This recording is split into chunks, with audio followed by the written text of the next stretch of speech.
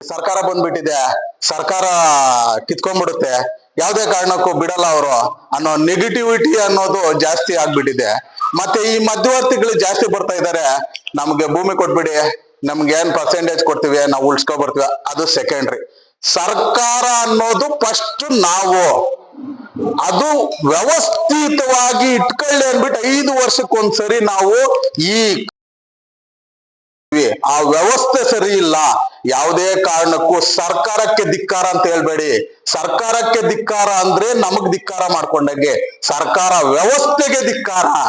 ಸರ್ಕಾರ ನಾವು ಏನು ವ್ಯವಸ್ಥಿತರಿದ್ದಾರೋ, ಏನೋ ನಮ್ಮನ್ನ ಏನೋ ನಮ್ಮ ಚಪ್ಪಲಿ ಎತ್ಕೊಂಡು ಹೋಗೋರು, ನಮಗ್ ಬಟ್ಟೆ ತೊಡಗಿಸೋರು, ಇವರು ಅವ್ರನ್ನ ನಾವು ನೇಮಕ ಮಾಡ್ಕೊಂಡಿರೋದು.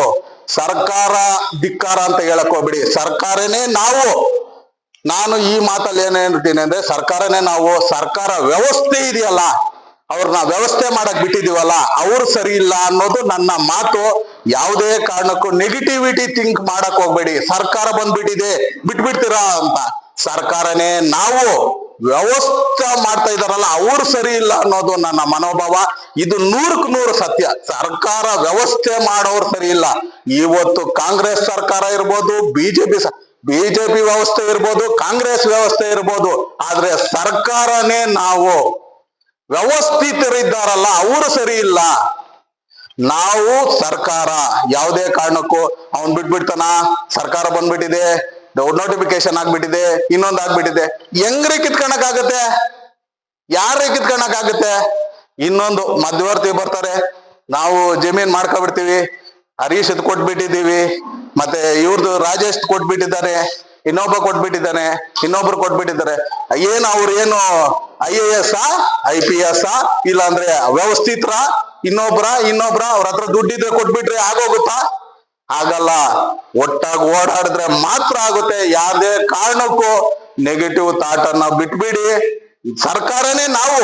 ವ್ಯವಸ್ಥಿತ ಮಾಡ್ತಾ ಇದಾರಲ್ಲ ಅವರು ಸರಿ ಇಲ್ಲ, ಅವ್ರ ವಿರುದ್ಧ ನಾವು ಹೋರಾಡ್ತಾ ಇರೋದು. ಯಾವುದೇ ಕಾರಣಕ್ಕೂ ಸರ್ಕಾರ ನಾವು ತಲೆಯಲ್ಲಿ ಇಟ್ಕೊಳ್ಳಿ. ಬೃಹತ್ತಾದ ಮರ ಒಂದು ಸರ್ಕಾರ, ಅದ್ರಲ್ಲಿ ಯಾವ್ದೋ KDB ಅನ್ನೋದು ಒಂದು ಕೊಂಬೆ ಮಾತ್ರ. ನಾವು ಹೊಡೆದ್ರೆ ಒಡೆದೋಗುತ್ತೆ, ಬೀಳ್ಸ್ರೆ ಬಿದ್ದೋಗುತ್ತೆ. ಏನೇ ಆಗ್ಲಿ, ಆ ಸರ್ಕಾರ ಅನ್ನೋ ಮರದಲ್ಲಿ ಬೇರು ನಾವು. ಸರ್ಕಾರನೇ ನಾವು. ಯಾವುದೇ ಕಾರಣಕ್ಕೂ ಸರ್ಕಾರಕ್ಕೆ ಧಿಕ್ಕಾರ ಅಂತ ಮಾತ್ರ ಹೇಳಕ್ ಹೋಗ್ಬಿಡಿ. ಸರ್ಕಾರ ವ್ಯವಸ್ಥೆಗೆ ಧಿಕ್ಕಾರ. ವ್ಯವಸ್ಥೆ ಕರೆಕ್ಟ್ ಆಗಿಲ್ಲ.